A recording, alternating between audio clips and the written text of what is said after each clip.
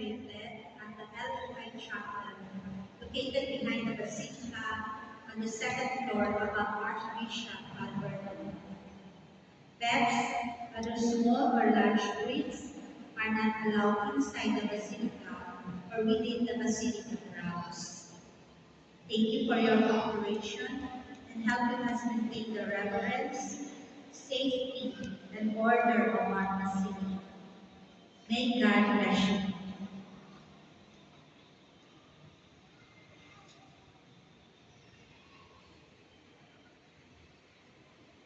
Please kneel for the prayer to the Virgin Benediction.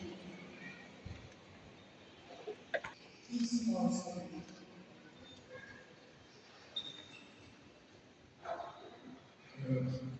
Blessing po sa mga lolo sa kanlunan na Kuya Titi.